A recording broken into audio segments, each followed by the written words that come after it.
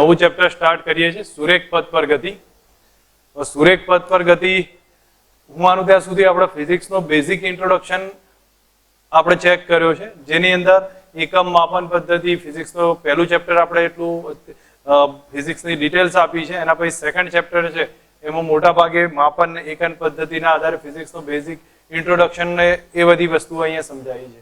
Next હવે એના પછી જે વાત કરીએ આ ટોપિકથી એક ફિઝિક્સની શરૂઆત થાય છે. હવે ફિઝિક્સની શરૂઆત જોવા જઈએ તો એમાં હું માનું ત્યાં સુધી એક સિમ્પલ સમજ રાખીએ આપણે તો આપણે જે ફિઝિક્સ ભણવાનું છે એમાં મિકેનિક્સ કરીને ફિઝિક્સનો ભાગ છે અને ફિઝિક્સના ભાગમાં મિકેનિક્સના બે ભાગ પડે છે, એક કાઇનેમેટિક્સ અને ડાયનેમિક્સ. તો એ બે ભાગમાંથી એક કાઇનેમેટિક્સ છે એ આ ચેપ્ટરનો એક ભાગ ગણી શકીએ આપણે. હવે કાઇનેમેટિક્સ અને ડાયનેમિક્સ સમજો પહેલા તો હું એક વાત કરું છું, ફિઝિક્સનો એક ભાગ પડે છે જે મિકેનિક્સ છે. મિકેનિક્સના બે ભાગ છે, એક કાઇનેમેટિક પડશે, બીજો ડાયનેમિક્સ આવશે. હવે કાઇનેમેટિક્સની વાત કરું તો અહીંયા આપણે સમજો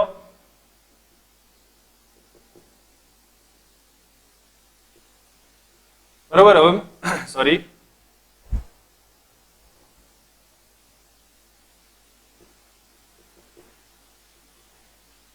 મિકેનિક્સની વાત કરીએ, મિકેનિક્સની વાત કરીશું તો એના બે ભાગ પાડી દઈએ. એક હશે કાઇનેમેટિક અને ડાયનેમિક્સ. બરોબર, અહીંયા કાઇનેમેટિક્સ અને ડાયનેમિક્સ બે ભાગ પડ્યા છે. હવે કાઇનેમેટિક્સ એટલે શુદ્ધ ગતિ વિજ્ઞાન થશે. હવે શુદ્ધ ગતિ વિજ્ઞાનમાં આપણે જોવા જઈએ તો એની અંદર ગતિની ચર્ચા કરવાની છે. સમજ રાખજો,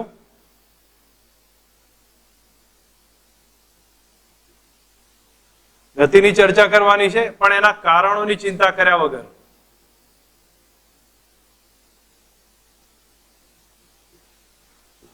કયા કારણથી ઉત્પન્ન થયું, શું થયું, એ બધી આપણે કોઈ મતલબ નહીં. જેમ કે સમજો એક કોઈ પદાર્થ અહીંથી મેં નીચે નાખ્યો છે તો અહીંયા પડે છે, તો અહીંયા પ્રારંભિક વેગ 0 હતો, અંતમાં એનો વેગ આટલો થાય છે, એ દરમિયાન આટલો પ્રવેગ લાગે છે. બસ આ એની ચર્ચા થઈ. આ શુદ્ધ ગતિ વિજ્ઞાનમાં ગતિની ચર્ચા કરી, બીજી કોઈ ચર્ચા નહીં કરી. જ્યારે ડાયનેમિક્સમાં આવશે એ કારણોની ચર્ચા કરી. તો એમાં આપણે એમ કહી શકીએ કે આમાં આટલો ફોર્સ લાગ્યો, એના કારણે નીચે પડ્યું, ગ્રેવિટેશન ફોર્સ ઇફેક્ટ કરે છે, એના કારણે આટલો અંતિમ વેગ બન્યો છે, એ બધી એના કારણોની ચર્ચા કરી. અહીંયા શુદ્ધ ગતિની જ વાત થાય છે, બીજી કોઈ ચર્ચા નહીં કરવામાં આવે. આજનું ચેપ્ટર ફક્ત બેઝિક છે, ફક્ત આપણને કોની ડિટેલ બતાવે છે તો હું માનું ત્યાં સુધી આપણે કહીએ કે ગતિની ચર્ચા થાય. અહીંયા વેગ, પ્રવેગ, સરેરાશ વેગ, સરેરાશ પ્રવેગ, સરેરાશ ઝડપ, પથ લંબાઈ, સ્થાનાંતર, એ બધી માહિતી અહીંયા આપે છે. બીજી કોઈ વધારે માહિતી નહીં આપે. ગતિની ચર્ચા કરી છે, એના કારણોની ચિંતા કર્યા વગર, અને એ વખતે વેગ, પ્રવેગ, પથ લંબાઈ, સ્થાનાંતર, સાપેક્ષ વેગ એ બધી માહિતી આપશે. પણ એના સિવાય બળ છે, કેટલું કાર્ય થયું છે, એ બધી કોઈ માહિતી નહીં આપે. એ બધું ડાયનેમિક્સમાં આવશે. ડાયનેમિક્સની અંદર જોવા જઈએ તો ગતિ ઉપરાંત કારણો પ્લસ ગુણધર્મો બધાની ચર્ચા કરવામાં આવશે.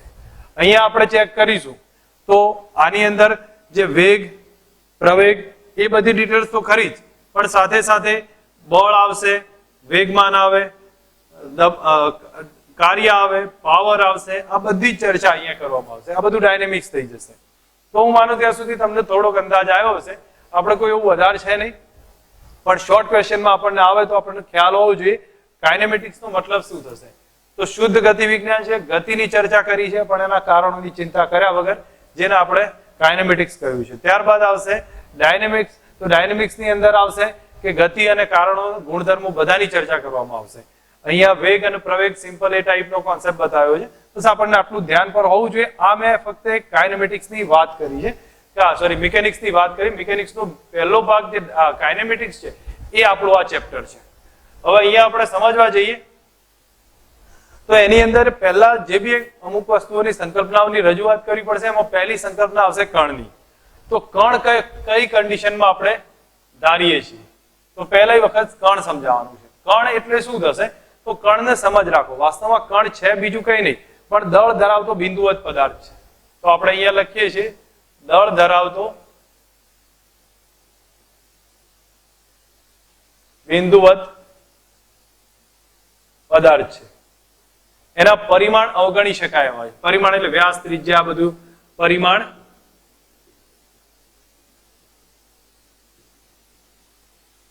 અવગણી શકાય. આ બે વસ્તુ ધ્યાન પર રાખજો. એક તો દળ ધરાવતો બિંદુવત પદાર્થ, એના પરિમાણ, વ્યાસ, લંબાઈ એ બધું અવગણી શકાય. ટૂંકમાં એક બિંદુવત પદાર્થ છે, એને દળ છે પણ એના વ્યાસ ને એ બધું આપણે ગણવાનો મતલબ નથી. તો એવા પદાર્થને આપણે કણ તરીકે ગણવામાં આવશે. કણ ક્યારે ગણવામાં આવશે એ મહત્વનું છે. તો પહેલી કન્ડિશનમાં કણ ક્યારે ગણવામાં આવે તો અહીંયા કોન્સેપ્ટથી સમજવાનું રાખો. કોઈ થિયરિટિકલ ટોપિક નથી તમારે કે યાદ રાખીને આપણે સમજીએ નહીં, પણ કણ ક્યારે ગણવામાં આવશે એની વાત કરીએ છીએ. જ્યારે કોઈ પદાર્થ છે, બે પદાર્થો એકબીજાથી ઘણા દૂર હોય, બરોબર. હવે એ દૂર હોય તો એ કન્ડિશનમાં આપણે એના માટે, જેમ કે અહીંયા પૃથ્વી અને સૂર્યની વાત કરું છું, અર્થ અને સન, તો એ બંનેની વાત કરી. તો એમના બંનેના જે વ્યાસ છે એની સરખામણીમાં, વ્યાસ, ત્રિજ્યા જે બી ગણીએ છીએ એની સરખામણીમાં એ બે વચ્ચેનું અંતર કેવું છે? ઘણું મોટું છે. એટ મીન્સ હું કહી શકું કે આર છે એ ડી અને કેપિટલ ડી એ બંને કરતા કેવું જોવા મળે છે? ઘણું મોટું હશે. તો એ કન્ડિશનમાં આ બે પદાર્થને બિંદુવત પદાર્થ તરીકે ગણી શકીએ, એટલે કે કણ તરીકે ગણી શકાય છે. પહેલી કન્ડિશન તમને ખ્યાલ આવી ગયો. કણના, ધારો કે આપણે એક સમજવા જઈએ તો આપણને ખ્યાલ આવ્યો કે બે પદાર્થ છે એકબીજાથી ઘણા દૂર છે, અથવા બીજા શબ્દોમાં કહીએ કે એમના પરિમાણ કરતા એમને બે વચ્ચેના અંતર ઘણા મોટા હોય, તો એ વખતે આપણે એમને કણ તરીકે ગણી શકીએ. એક સિમ્પલ કોન્સેપ્ટ છે, જેમ કે સૂર્ય અને પૃથ્વી કહીએ, સૂર્ય ચંદ્ર કહીએ છીએ, એ બધાને આપણે કણ તરીકે ગણીએ છીએ. સેકન્ડ કન્ડિશન, કોઈ પદાર્થ સુરેખ ગતિ કરે, પદાર્થ સુરેખ ગતિ કરે એટલે સીધી રેખામાં ગતિ કરે, તો એ વખતે એના બધા જ કણો, એના બધા જ કણ અથવા બધા જ ઘટકો સરખા સમયમાં સરખું અંતર કાપે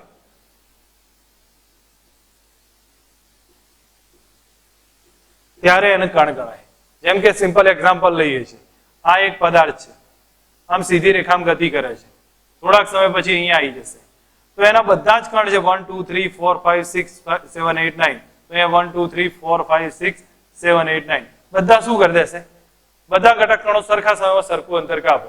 તો આપણે કઈ આખા બધા કણોની ચર્ચા કરવાની જરૂર નથી, આખા પદાર્થની ચર્ચા કરવાની જરૂર નથી. કોઈ એક કણની ચર્ચા કરી લઈએ તો આખા પદાર્થની ગતિનો ખ્યાલ આવી જશે. એ વખતે આપણે એને કણ સ્વરૂપે ધારી શકીએ છીએ. ટૂંકમાં બે કન્ડિશનમાં આપણે કણ સ્વરૂપે ધારી શકીએ છીએ. એક તો એમના અંતર છે, એમના પરિમાણની સરખામણી વધારે હોય ત્યારે કણ ધરાય, અને બીજું પદાર્થ સુરેખ ગતિ કરતો હોય તો એ દરમિયાન એના બધા જ કણો સરખા સમયમાં સરખું અંતર કાપે. તો આપણે આખા પદાર્થની ચર્ચા નહીં કરવાની, ફક્ત એક જ કણની ચર્ચા કરી અને એને સમજી શકીએ છીએ. આ કોન્સેપ્ટની વારે વારે જરૂર એટલા માટે પડશે કે જ્યારે પણ તમે દાખલા ગણતા હશો તો કણનો ઉલ્લેખ તો થયેલો જ હશે. આપણને આટલું ડિટેલ સમજ રાખવાની છે. આ થઈ ગઈ, મેં બેઝિક ઇન્ટ્રોડક્શન આપ્યું છે. હવે આપણે સુરેખ પથ પર ગતિની શરૂઆત કરીએ છીએ ચેપ્ટરની. તો ચેપ્ટરમાં આવશે શું? તો ચેપ્ટરમાં ફર્સ્ટ જે આવે છે એ સ્થાન, પથ લંબાઈ અને સ્થાનાંતર વિશે વાત કરવાની. આપણે 9મા ધોરણમાં આના વિશે મોટાભાગનો બેઝ આઈડિયા તો ક્લિયર કરેલો છે. હવે અહીંયા આપણે સમજવાનું છે સ્થાન, પથ લંબાઈ અને સ્થાનાંતર. તો હું પહેલા સ્થાનની વાત કરું છું. તો પદાર્થ ગતિમાં છે કે નહીં એનો ખ્યાલ કઈ રીતે આવે? તો પદાર્થ સમય સાથે પોતાનું સ્થાન બદલે. સમજો, એક કણ અહીંયા છે, અહીંયા ધારી લઉં છું, એક કણ થોડા સમય પહેલા અહીંયા છે, બીજા સમયે એ અહીંયા આવી જાય, તો સમયની સાથે શું કર્યું? અને સ્થાન બદલ્યું, તો એ ગતિમાં છે એમ કહી શકીએ. સમયની સાથે અહીંયા ને અહીંયા પડ્યો રહેતો હોય તો એ કેવો હશે? સ્થિર હશે. તો આપણે અહીંયા સીધું લખવાનું છે ગતિ કોને કહેવામાં આવશે. સ્થાનની ડિટેલ આપીએ છીએ તો પહેલા ગતિની વાત કરી છે. ગતિ મતલબ શું થાય? સમય સાથે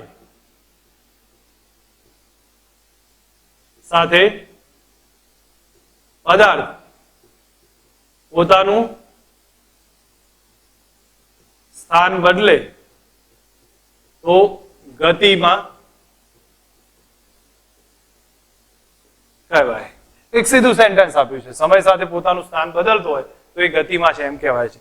બીજું હવે એના પછી સમજીએ કે સ્થાન કોને કહેવાય છે અથવા સ્થાન નક્કી કઈ રીતે થશે. તો સ્થાન નક્કી કરવા માટે આપણે એક તો સંદર્ભ બિંદુની જરૂર પડે છે. સંદર્ભ બિંદુ એટલે રેફરન્સ પોઈન્ટ. સ્થાન નક્કી કરવું હોય તો એક રેફરન્સ પોઈન્ટની જરૂર પડે અને 3 ડાયમેન્શનની જરૂર પડે, 3 અક્ષોની, 3 લંબ અક્ષની જરૂર પડે છે. સમજ રાખો, સ્થાન નક્કી કરવા માટે એક સંદર્ભ બિંદુની જરૂર પડે અને 3 અક્ષની જરૂર પડે. જેમ કે મારે અહીંયા આ પદાર્થ અહીંયા પડ્યો છે આપણી પાસે, તો એમ ધારી લો કે આની સાપેક્ષમાં, આ પોઈન્ટની સાપેક્ષમાં આ પદાર્થ અહીંયા પડેલો છે, તો આની સાપેક્ષમાં આપણે મારા પોઈન્ટ સંદર્ભ બિંદુની જરૂર પડી ને. પછી કેટલો ઊંચો છે, કેટલો નીચો છે, કઈ જગ્યાએ છે, એના માટે મારે 3 લંબ અક્ષની જરૂર પડશે અને એના આધારે મેજર કર્યું. પહેલા તો રેફરન્સ પોઈન્ટ જોવો સંદર્ભ બિંદુના આધારે, કે અહીંયા સંદર્ભ બિંદુ લો તો અંતર અલગ હોય, આ જગ્યાએ સંદર્ભ બિંદુ લીધું અંતર અલગ હોય. ધેટ મીન્સ ડિપેન્ડ્સ કોના ઉપર છે? સંદર્ભ બિંદુ ઉપર. સંદર્ભ બિંદુ નક્કી કરશે, એ સ્થાન બતાવશે અને ત્યારબાદ કેટલો ઊંચો છે, કેટલો નીચો છે, એના માટે 3 લંબ અક્ષની જરૂર પડે. હવે આપણે સમજવા જઈએ તો x y z એ 3 લંબ અક્ષ છે. કઈ લંબ અક્ષ લીધી છે? x y z. અને સંદર્ભ બિંદુ કયું છે? ઉગમ બિંદુ. તો સમજ રાખો, આપણે સીધો ખ્યાલ આવે એવો છે. સંદર્ભ બિંદુ અને 3 લંબ અક્ષની જરૂર પડી તો આપણે કયું લીધું છે? x y z. જે 3 લંબ અક્ષ છે, યામાક્ષ પદ્ધતિ નહીં, તો એ આપણા માટે 3 લંબ અક્ષ થઈ ગઈ. અને સંદર્ભ બિંદુ એ શું થઈ ગયું? ઉગમ બિંદુ. ઉગમ બિંદુ એ આપણા માટે સંદર્ભ બિંદુ આવશે. હવે આ એક આખી ડિટેલ થઈ. હવે હું અહીંયા જે વાત કરવા માંગુ છું એને સમજ રાખજો. અહીંયા તમને એટલું આ સંદર્ભ બિંદુ ઉગમ બિંદુનો ખ્યાલ આવ્યો છે, તો કણનું સ્થાન કઈ રીતે નક્કી થાય? તો આપણે જોવા જઈએ તો અહીંયા 3 x y z ના આધારે યામ દોરીએ છીએ. એક x દોરીએ છીએ, આ y દોરીશું, આ z દોરીએ છીએ. યાદ રાખજો, વિષમગણિત દિશામાં જવું જોઈએ. આને x લીધું તો ઘડિયાળની વિરુદ્ધ દિશામાં આ y જવું જોઈએ, આ z જવું જોઈએ. ધારો કે આને x લીધું તો આ y આવવું જોઈએ, આ z જવું જોઈએ. હવે એ જ પ્રમાણે અહીંયા x લીધું તો આ y થશે ને આ z થશે. એ પ્રમાણે ધ્યાન હોવું જોઈએ. મેં અહીંયા x લીધું તો y અને આ z. આ રીતે આપણે બતાવી શકીએ છીએ. હવે અહીંયા કોઈ કણના સ્થાન છે અથવા કોઈ કણના યામ છે, એ આપણે કયા લખીએ છીએ? x y અને z. x y z એ શું બતાવશે? કણનો યામ બતાવે છે. વાસ્તવમાં એ સ્થાન પણ બતાવે છે. તો આપણે સમજીએ તો x y z એ યામ છે, પણ એ શું બતાવી દેશે? સ્થાન બતાવે છે કણનું. કોની સાપેક્ષમાં? સંદર્ભ બિંદુ O ની સાપેક્ષમાં. કણના યામ છે જે O ની સાપેક્ષમાં સ્થાન દર્શાવે.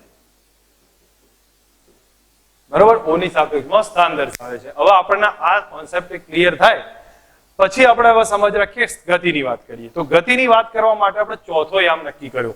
x y z 3 યામ તો છે જ, પણ ચોથો યામ સમય નક્કી કર્યો. હવે સમય એડ કરીએ તો આપણને ખ્યાલ આવશે.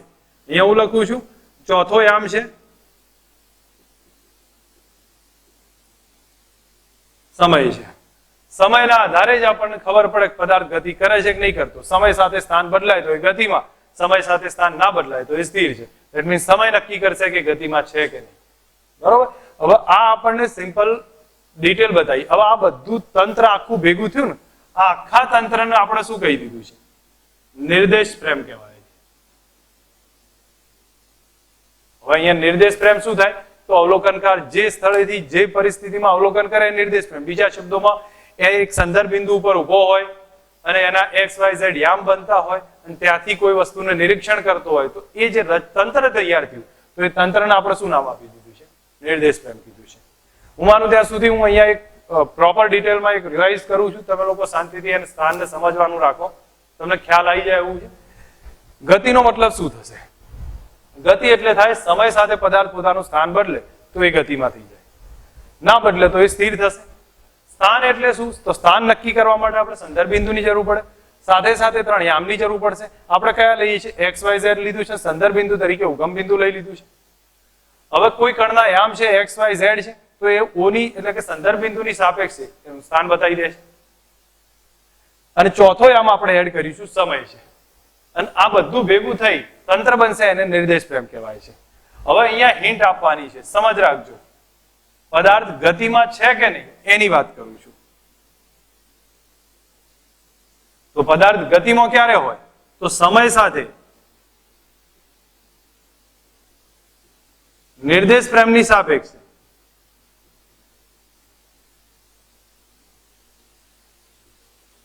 સ્થાન બદલાય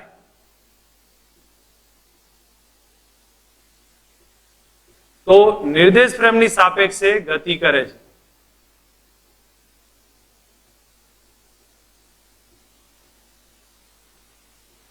જો અહીંયા સમજો, આપણું આ પોઈન્ટ અહીંયા છે.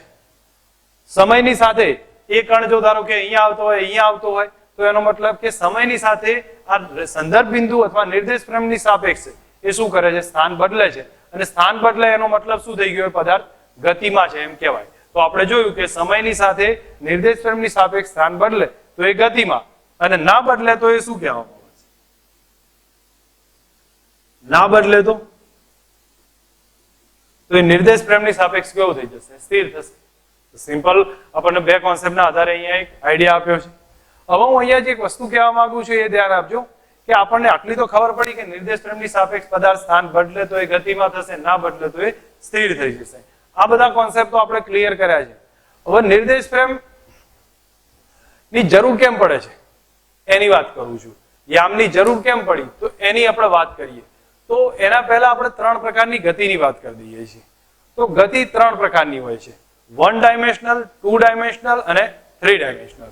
તો અહીંયા હું ગતિની વાત કરું તો ગતિ ત્રણ પ્રકાર પડશે. કઈ આવશે? 1 ડાયમેન્શનલ, એક પરિમાણિક, દ્વિપરિમાણિક અને ત્રિપરિમાણિક. તો ધારો કે કાર રસ્તા ઉપર જાય છે, સમજો કાર સીધી રેખામાં ગતિ કરતી હોય તો એ આપણા માટે કયું થઈ ગયું? એક પરિમાણિક થઈ ગઈ. તો એની અંદર તો એક જ પરિમાણ x હોય તો x, y અક્ષ ઉપર જતી હોય y અક્ષ, અને z ઉપર જતી હોય તો z અક્ષ. એક જ અક્ષની જરૂર પડે, એક સંદર્ભ બિંદુ ને એક અક્ષ, કામ પૂરું થઈ જશે. આપણું આ ચેપ્ટર એના ઉપર છે, એક પરિમાણિક છે એટલે સુરેખ પથ પર ગતિ કહ્યું છે, કાર સીધી રેખામાં ગતિ કરતી હોય ત્યારે. બીજું 2 ડાયમેન્શન, તો દ્વિપરિમાણમાં ગતિ થતી હોય. જેમ કે તમે કેરમનું ઉદાહરણ લઈ લો. કેરમની કુકરી છે એ શું કરશે? x કાં તો x અક્ષમાં જશે કાં તો y અક્ષમાં જાય, પણ એ ઉપર નહીં આવે. એનો મતલબ કે સમતલમાં જ ગતિ કર્યા કરે. તો એ 2 ડાયમેન્શનલ એ સમતલીય ગતિ છે. જેમ કે સામાન્ય બીજું ઉદાહરણ આપીએ, કોકરોચની ગતિ. કોકરોચ લગભગ શું કર્યા કરતો હોય? અંદર ફર્યા જ કરતો હોય. તો ફર્યા કરે તો એ ટાઈપની કઈ ગતિ થઈ ગઈ? 2 ડાયમેન્શનલ થશે. અને 3 ડાયમેન્શનલ પતંગિયાની ગતિ. તમે વિચાર કરો કે ગમે ત્યાં જતું હોય તો એ પ્રકારની ગતિ કઈ થઈ જશે? 3 ડાયમેન્શનલ. આપણે અત્યારે હાલ જે અભ્યાસ કરવા છું 1 ડાયમેન્શનલ. ચોથું ચેપ્ટર આવશે એની અંદર 2 અને 3 નો અભ્યાસ કરીશું. 1 ડાયમેન્શનલ નો પહેલા અભ્યાસ આવશે. હવે અહીંયા આ એક સામાન્ય ડિટેલ જોઈ કે મેં 3 રાઈટના યામ આપી દીધા છે. હવે નિર્દેશ ફ્રેમની કેમ જરૂર પડે છે? તો નિર્દેશ ફ્રેમની જરૂર એટલા માટે પડે છે કે આપણે એક ઉદાહરણ લઈએ છીએ કે ટેક્સ્ટબુકમાં એક વ્યવસ્થિત ઉદાહરણ આપ્યું છે, પણ અહીંયા જ આપણે સિમ્પલ સમજવાનો ટ્રાય કરું. હું તમને અહીંયા સીધું કહું છું કે આ અહીંયા મારી પાસે આ પેન છે, એ મારા હાથમાં સ્થિર છે. તમે અહીંયા ઊભા હોય તમને એમ લાગશે કે આના હાથમાં સ્થિર છે. એ રીતે કોઈ બીજો પદ ભાઈ આવશે તો એને સમજો કે અહીંયા જોશે તો એના હાથમાં સ્થિર લાગશે. તો ખરેખર આ સ્થિર છે? તો સ્થિર પૃથ્વી પર ઉભેલા માણસની સાપેક્ષમાં સ્થિર કહી શકું કે સમજો આ માણસ છે અહીંયા જમીન પર ઉભો, જમીન પર ઉભીને આ જોશે તો એને સ્થિર દેખાશે. પણ ચંદ્ર ઉપરથી જુઓ તો પૃથ્વી પોતાની ધરી પર ફરે છે, સૂર્યની આસપાસ ફરે છે અને ચંદ્ર પોતે પણ ફરે છે. તો એ કન્ડિશનમાં આ કેવી દેખાય? ગતિમાં દેખાય. હવે એવું સામાન્ય ઉદાહરણ ટેક્સ્ટબુકમાં બહુ વ્યવસ્થિત આપ્યું છે કે આપણે કારમાં બેસીને જઈએ છીએ. કારમાં બેસીને જઈએ છીએ તો કારમાં કોઈ વસ્તુ પડી છે, કારમાં કોઈ વસ્તુ પડેલી છે. તો આપણી પાસે બે ટાઈપની નિર્દેશ ફ્રેમ થઈ. કઈ કઈ નિર્દેશ ફ્રેમ થઈ સમજ રાખજો. એક નિર્દેશ ફ્રેમ થઈ કે જે વ્યક્તિ બહાર ઉભો છે, કારની બહાર ઉભેલો છે. જેમ કે હું અહીંયા એક એક્ઝામ્પલ આપું છું, સમજ રાખજો. આપણી પાસે આ કાર છે, એ ગતિમાં છે. અહીંયા એક વ્યક્તિ બેઠો છે, અહીંયા કોઈ એક્સ વસ્તુ પડેલી છે. હવે અહીંયા ઉભો રહેલો વ્યક્તિ આનો ઓબ્ઝર્વ કરે છે. તો તમે એક વસ્તુનો વિચાર કરજો, કાર છે આ ડાયરેક્શનમાં ગતિ કરે છે. તો જ્યારે આ વ્યક્તિ છે એ એક્સ નો ઓબ્ઝર્વ કરશે તો એને આ એક્સ કેવી લાગશે?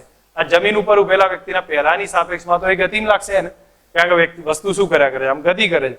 પણ અંદર બેઠેલો વ્યક્તિ બીજો છે, એ જ્યારે એક્સ ને ઓબ્ઝર્વ કરે, એક્સ વસ્તુ પડી છે તો એનો ઓબ્ઝર્વ કરશે એને તો સ્થિર દેખાશે, કારણ કારમાં પડેલી છે. એ કન્ડિશનમાં નિર્દેશ ફ્રેમ જરૂરી છે. તો જો પહેલી નિર્દેશ ફ્રેમની સાપેક્ષ જોયું, પહેલો વ્યક્તિ એનો નિર્દેશ ફ્રેમ થઈ ગયો. તો પહેલા વ્યક્તિ કે પહેલી નિર્દેશ ફ્રેમની સાપેક્ષે આપણે જોયું તો એક્સ વસ્તુ ગતિ કરે છે. બીજા વસ્તુ આ બીજી વ્યક્તિ અથવા બીજી નિર્દેશ ફ્રેમની સાપેક્ષે આપણે એક્સ વસ્તુને જોઈ તો એ કેવી છે? સ્થિર છે, કારણ કારમાં પડેલી છે, એને સ્થિર લાગશે. ધેટ મીન્સ ડિપેન્ડ કોના ઉપર થયો? નિર્દેશ ફ્રેમ ઉપર થયો. આઈન્સ્ટાઈનની બહુ જ અગત્યની સાપેક્ષવાદની થિયરી છે કે જેના આધારે ઘણી બધી વસ્તુઓ ક્લિયર કરી છે આપણને. અત્યાર સુધી ઘણીવાર આપણે કન્ફ્યુઝનમાં રહેતા હતા, પણ એ બધું દૂર થયું હોય તો એની સાપેક્ષવાદની થિયરીના આધારે દૂર થયું છે. તો અહીંયા આપણને આ જ થિયરી રિવાઇઝ કરી છે. તો હવે જે હું વાત કરવા જાઉં છું તો એ સમજો, બીજું કંઈ એમાં નવું કંઈ લખતો નથી, ફક્ત એક તમને સમજાવું છું કે નિર્દેશ ફ્રેમની જરૂર કેમ પડે છે. તો એનો મતલબ કારનું ઉદાહરણ આપ્યું છે. કારનું ઉદાહરણ આપણે આપ્યું છે. હવે કારના ઉદાહરણમાં મેં તમને શું સમજાવ્યું કે એક સીધા અર્થમાં આપણે જોયું કે જો કાર છે એ સીધી રેખામાં ગતિ કરતી હોય અને આપણે એની અંદર એક વ્યક્તિ કારની અંદર બેઠો છે, એક વ્યક્તિ કારની બહાર બેઠો છે. હવે કારની બહાર બેઠેલો વ્યક્તિ જો એ અંદર પડેલી વસ્તુ જોશે તો એને ગતિમાં દેખાશે, કારની અંદર બેઠેલો વ્યક્તિ એને જોશે તો એ સ્થિર દેખાશે. ડિપેન્ડ થયું કે બે નિર્દેશ ફ્રેમ અલગ અલગ રિઝલ્ટ આપે છે. તો આપણે કારનું ઉદાહરણ એક સિમ્પલ સમજાવવાનો ટ્રાય કર્યો. ઓરલી આટલા ટોપિક આપણે ધ્યાનમાં લેવાના છે. તમે એક વાર સમજ રાખો, આટલા ટોપિક એકવાર ચેક કરો, તમને દરેક વસ્તુનો ક્લિયર થશે કે કઈ રીતે આમાં સમજી શકાય છે. જે તે પોઈન્ટ પરના જે યામ હશે ને એનું સ્થાન દર્શાવી દેશે. બસ આટલું આપણે સ્થાનની અંદર સમજ રાખવાની છે. સમજમાં હું એક આખો રિવાઇઝ કરું છું ટોપિક, દરેક જણા ધ્યાન આપજો. સ્થાન વિશે કહેવાય છે શું, પછી એને આપણે NCERT ના ટોપિક મુજબ ચેક કરીશું, પથ લંબાઈ ને બધું જોઈશું. તો પેલા સ્થાન કોને કહેવાય અથવા ગતિ કોને કહીશું? તો સમય સાથે પદાર્થ પોતાનું સ્થાન બદલે તો એ ગતિમાં છે એમ કહી શકીએ. બીજી વસ્તુ, સ્થાન નક્કી કરવા શેની જરૂર પડે છે? તો સંદર્ભ બિંદુની જરૂર પડશે, સાથે સાથે 3 યામની જરૂર પડશે, 3 લંબ અક્ષની જરૂર પડશે. હવે અહીંયા જોવા જઈએ તો 3 લંબ અક્ષ કઈ લઈએ છીએ? X, Y ને Z લીધી છે અને સંદર્ભ બિંદુ તરીકે ઉગમ બિંદુ લઈ લીધું. બરોબર છે? આ એક એની ડિટેલ આપી. હવે કોઈ કણના યામ જે છે ને એ જ એનું સ્થાન બતાવી દેશે. કણના યામ છે એ સંદર્ભ બિંદુની સાપેક્ષે શું બતાવશે? સ્થાન બતાવશે. હવે આપણે ચોથો યામ એડ કર્યો. કયો કર્યો છે? સમય. તો સમય એડ કર્યો, આખું તંત્ર જે તૈયાર થયું એને નિર્દેશ ફ્રેમ કહી દીધી છે. તો આ નિર્દેશ ફ્રેમની ડિટેલ આવી. હવે જોવા જઈએ તો ગતિમાં કોઈ ક્યાં હોય કે આમ ક્યારે કહેવાય? પદાર્થ ગતિમાં છે એમ ક્યારે કહેવાય? તો પદાર્થ સમયની સાથે નિર્દેશ ફ્રેમની સાપેક્ષમાં પોતાનું સમય સાથે સ્થાન બદલતો જતો હોય તો એ ગતિમાં છે એમ કહેવાય. અને નિર્દેશ ફ્રેમની સાપેક્ષે જો સ્થાન ના બદલે તો એ એની સાપેક્ષમાં સ્થિર કહી શકીએ. આપણી ગતિ કેટલી ટાઈપ્સની હોય છે? 1 ડાયમેન્શનલ, 2 ડાયમેન્શનલ, 3 ડાયમેન્શનલ. મેં સમજાવ્યું છે, કોઈ આપણે યાદ રાખીને લખવાની જરૂર નથી. 1 ડાયમેન્શનલ આપણે સુરેખ રસ્તા ઉપર જતી કાર, 2 ડાયમેન્શનલ કેરમ બોર્ડની ગતિ અને 3 ડાયમેન્શનલ પતંગિયાની ગતિ. એ બધી આપણે 3 ડાયમેન્શનલ કહી શકીએ. કારનું એક ઉદાહરણ આપો. હવે કારના ઉદાહરણમાં આપણે સમજી શકીએ કે જે આ મેં સમજાવ્યું છે કે કારની અંદર એક X વસ્તુ પડી છે, તો જ્યારે જમીન પર ઉભેલા વ્યક્તિની સાપેક્ષમાં નિર્દેશ ફ્રેમ ગણવામાં આવે તો આપણને અંદરની X વસ્તુ ગતિમાં દેખાશે અને અંદર બેઠેલા વ્યક્તિ જોશે તો એ કેવી દેખાશે? સ્થિર દેખાશે. યામાક્ષ પદ્ધતિ ઉપર જે બી યામ આવશે બધા એના સ્થાન બતાવશે. સમજો કોઈના 2, 3 યામ છે તો એનું સ્થાન બતાવી દેશે કણનું. કોની સાપેક્ષે? ઉગમ બિંદુની સાપેક્ષે. ધારો કે x બરાબર 2 ઉપર વસ્તુ પડી છે તો એનું સ્થાન બતાવી દેશે. x બરાબર 40 ઉપર વસ્તુ પડી છે તો એનું સ્થાન બતાવશે. સ્થાન સંદર્ભ બિંદુની સાપેક્ષે પ્લસ એ હોય માઇનસ એ હોય, જે આવશે બધા સ્થાન આપણે સમજી શકીએ છીએ. હવે આ થઈ ગઈ સ્થાનની વાત. હવે આવે છે પથ લંબાઈ અને સ્થાનાંતરની વાત. તો આપણે એને એક વખત ક્લિયર કરીએ.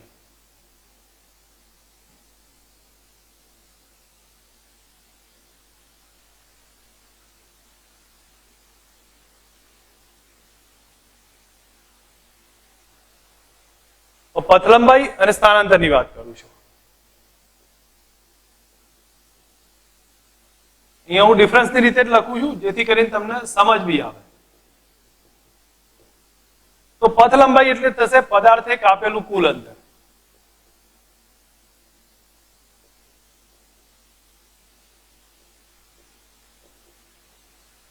બીજું સ્થાનાંતર થશે પદાર્થના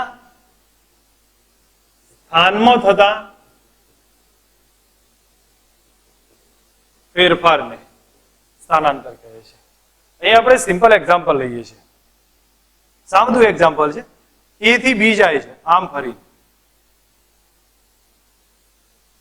તો જુઓ આ જે થયું ને એ પથ લંબાઈ થઈ. પદાર્થે કાપેલું કુલ અંતર આમ ફરી ફરીને ગયો છે એ પથ લંબાઈ થઈ. તો આ સીધે સીધું શું થયું? સ્થાનાંતર. એટલે એનો મતલબ એના સ્થાનમાં કેટલો ફેરફાર થયો? તો આટલો થયો, એ સ્થાનાંતર થયું. આમ ફરીને ગયો એ પથ લંબાઈ થશે. તો આ કન્ડિશનમાં હું બતાવું તો પથ લંબાઈની કોઈ દિશા હોતી નથી, એટલે કેવી છે? અદિશ છે. આની દિશા ના હોય, આડાવડ સ્થાનાંતરની દિશા હોય છે, એટલે એ કેવી છે? સદિશ છે. બેના એકમ કયા છે? એકમ મીટર છે. આનો એ કયો છે? મીટર છે. હવે તમે સિમ્પલ વિચાર કરો, પથ લંબાઈ ક્યારેય શૂન્ય ના હોય, કારણ કે સમય સાથે શું થાય? એના અંતરમાં ફેરફાર આવશે. તો અહીંયાથી અહીંયા ગયો તો એ શૂન્ય ના હોય, પણ સ્થાનાંતર શૂન્ય બની શકે. જેમ કે અહીંયા હું એક્ઝામ્પલ આપું છું, કણ આમ ફરી અને આમ થઈને અહીંયા આવી ગયો, અહીંથી ચાલુ થયો તો આમ ફરીને અહીંયા આવ્યો, તો પથ લંબાઈ ઝીરો ના કહેવાય, કારણ કે 2πr જેટલી પરિઘ જેટલી પથ લંબાઈ, પણ સ્થાનાંતર એના સ્થાને પાછો આવી ગયો તો ઝીરો હશે. તો હવે સમજો, પથ લંબાઈ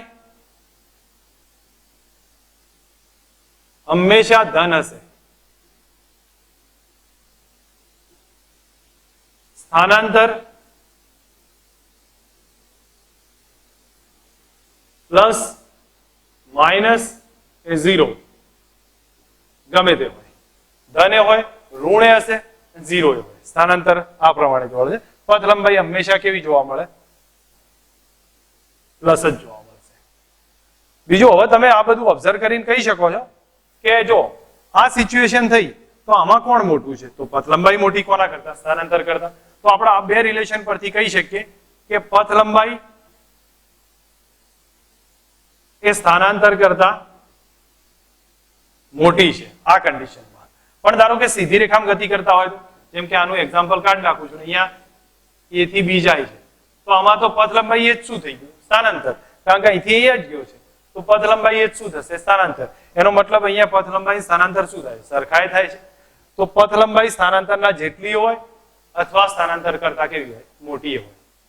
આ થયો છે કોન્સેપ્ટ. ડિફરન્સ સમજો તો તરત ખ્યાલ આવે છે, અને આ વસ્તુ ઉપરથી આપણને જલ્દી અંદાજ આવી જશે. સમજો, પહેલા તમારે આટલું જ લખવાનું હશે, આમાં કોઈ વધારે ફાલતુનો ટાઈમ પાસ કરવાનું નથી.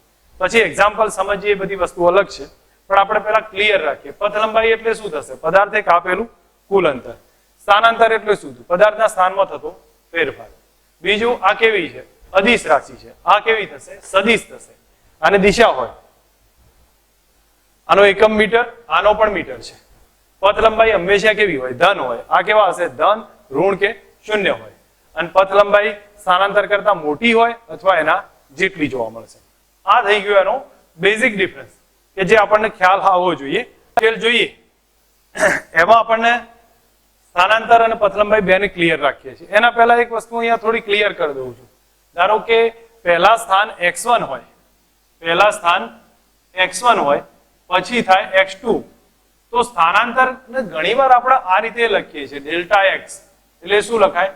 x2 minus x1. આ એક કોન્સેપ્ચ્યુઅલી આપણને થોડું ધ્યાન હોવું જોઈએ કે એવું વધારે છે નહીં. એ પહેલા x1 હશે, પછી x2 એ જાય, તો સ્થાનાંતર કેટલું લખાય? x2 minus x1. તો આ રીતે સ્થાનાંતર બતાવી શકીએ છીએ. હવે આપણે અહીંયા પથ લંબાઈ શોધીશું, સ્થાનાંતર પણ શોધીશું. હું આપણે જે અમુક વસ્તુઓ નીકાળવા જેવી છે એને એવોઇડ કરીએ છીએ અત્યારે હાલ.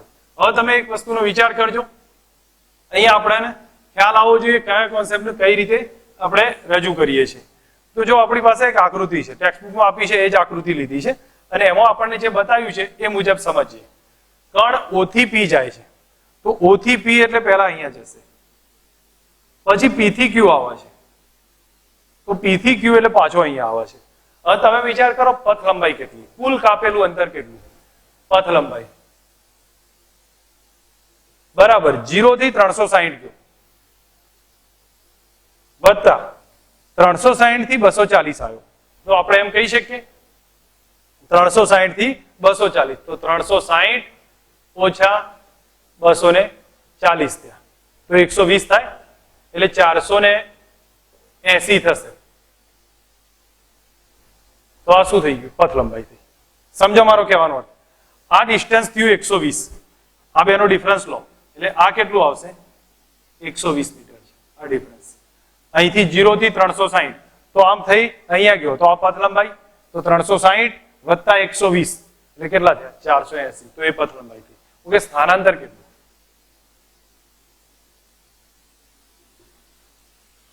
સ્થાનાંતર x2 માઇનસ x1. તો પહેલા x1 ક્યાં છે? પહેલા x1 ક્યાં છે? તો x1 અહીંથી શરૂઆત કરી, તો આ એનું પ્રારંભિક સ્થાન, આ બીજું સ્થાન, તો x1 બરાબર 0 છે, x2 બરાબર 240 છે.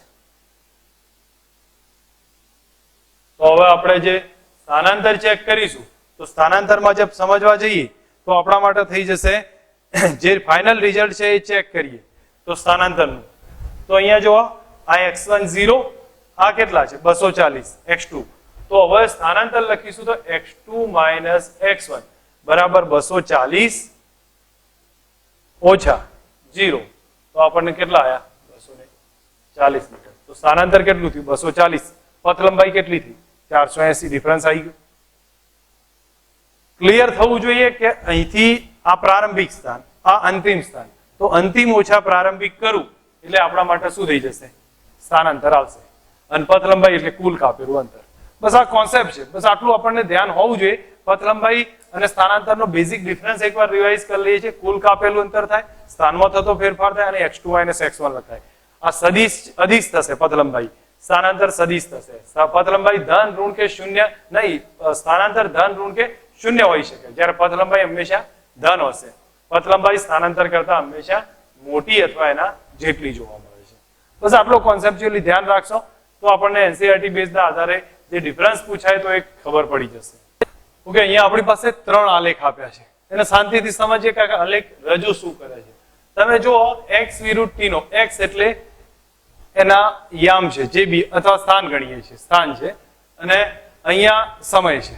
તો આ આલેખને તમે જોવા જાઓ, સમય હંમેશા આગળ જાય, સમય હંમેશા સતત ને સતત આગળ વધતો જાય. તો સમય જેમ આગળ વધતો જાય છે એમ કણ પોતાનું સ્થાન બદલે છે કે નહીં બદલતો, એના આધારે ગતિ નક્કી થાય.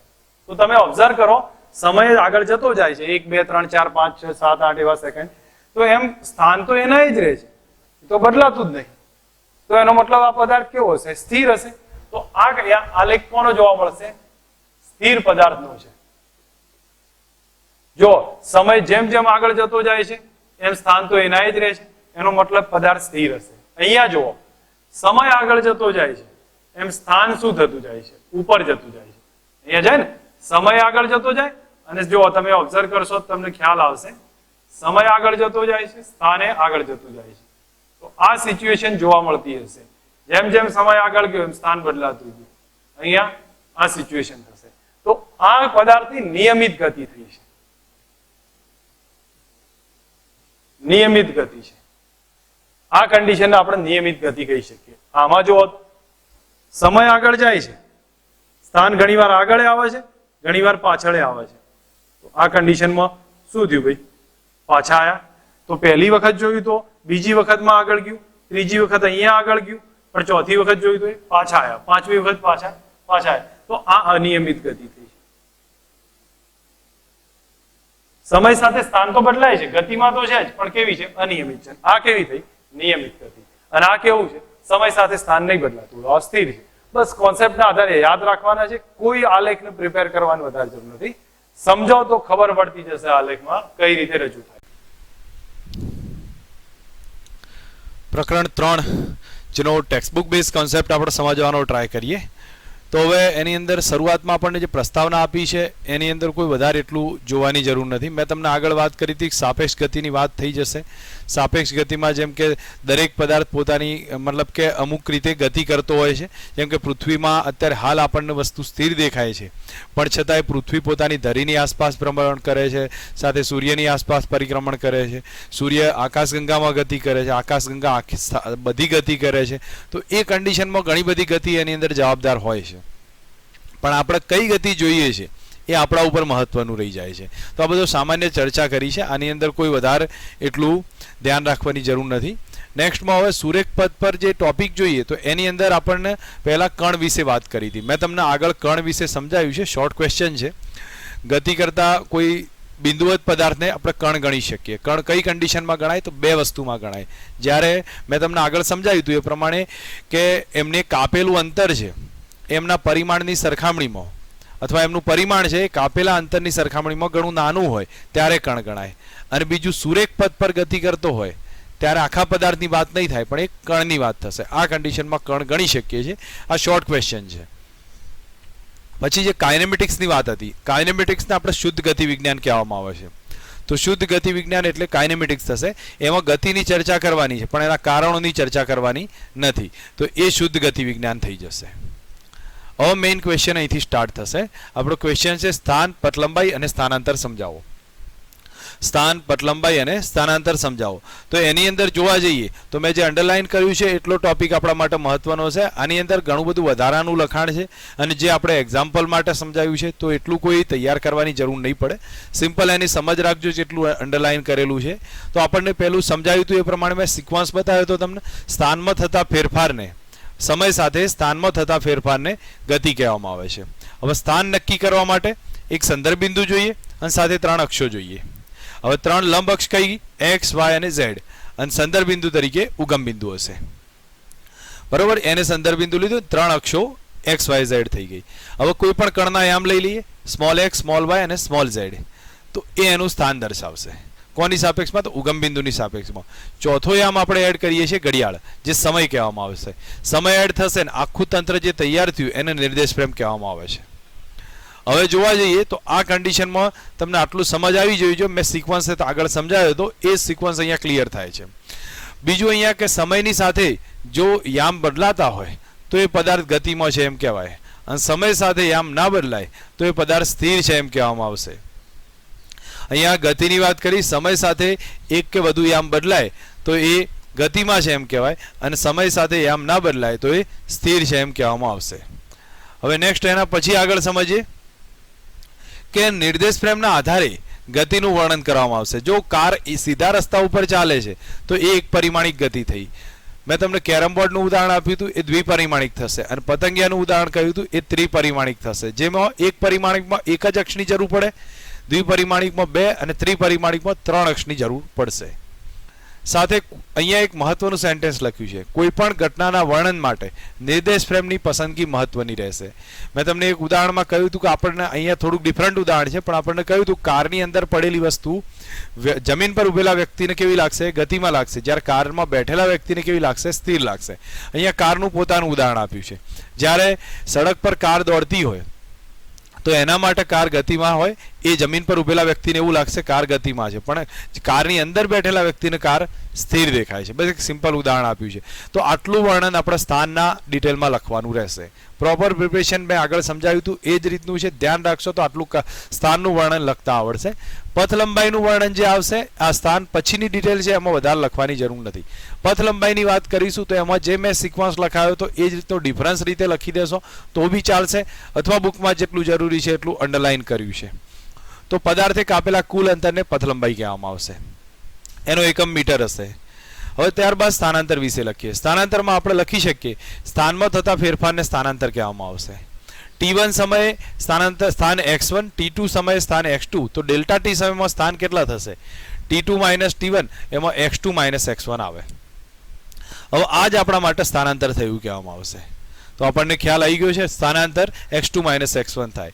હવે એમાં x2 વધારે હોય તો એ ધન થશે, x2 ઋણ હોય ઓછા હોય તો એ ઋણ થશે, અને x1 x2 સરખા હોય તો સ્થાનાંતર શૂન્ય થાય. એનો મતલબ સ્થાનાંતર ધન હોય, ઋણ હોય કે શૂન્ય ગમે તે હોઈ શકે છે. સ્થાનાંતરને મૂલ્ય અને દિશા બંને હોય છે, એટલા માટે એ સદિશ રાશિ કહેવામાં આવે છે. સ્થાનાંતરને મૂલ્ય પણ હોય અને એની દિશા પણ જોવા મળે છે, એટલા માટે એ સદિશ રાશિ છે. સાથે બીજું વધારાનું કોઈ લખવાની જરૂર નથી, તમે ઉદાહરણ દ્વારા સમજી શકો છો. એ ઉદાહરણ આપણે લાસ્ટમાં સમજીએ છીએ. સ્થાનાંતરનું મૂલ્ય અને પથ લંબાઈ, એમાં મેં તમને કહ્યું હતું પથ લંબાઈ સ્થાનાંતરના જેટલી અથવા એનાથી વધારે હોઈ શકે છે. આ ડિટેલ આપણે ટેક્સ્ટ બુકમાં જ્યારે આપણને ક્વેશ્ચન પૂછાય સ્થાન, પથ લંબાઈ અને સ્થાનાંતર સમજાવો તો આટલું લખવું પડશે. હવે એનું જે ઉદાહરણ હતું એ સમજવાનું છે. મેં તમને ઓલરેડી વાત કરી હતી, કોઈ પદાર્થ O થી P ઉપર જશે, P થી Q ઉપર જશે, તો પથ લંબાઈ કેટલી? તો પથ લંબાઈમાં જો O થી P માં 360નું અંતર કાપે અને P થી Q માં 120નું અંતર કાપે. અહીંયા 360 ઓછા 240 કરશો એટલે 120 આવશે. ટોટલ 480 ની પથ લંબાઈ થઈ જશે. અને સ્થાનાંતરમાં જોઈએ તો O થી Q સુધીનું સ્થાનાંતર એ 240નું સ્થાનાંતર આવશે. આ ડિટેલ આપણને થિયરિટિકલ થઈ છે. હવે આમાં ક્વેશ્ચન જ્યારે પૂછાય તો અંડરલાઇન કર્યું છે એટલું સમજવાનું છે, વધારાનું લખાણમાં ફાલતુ જવાની જરૂર નથી.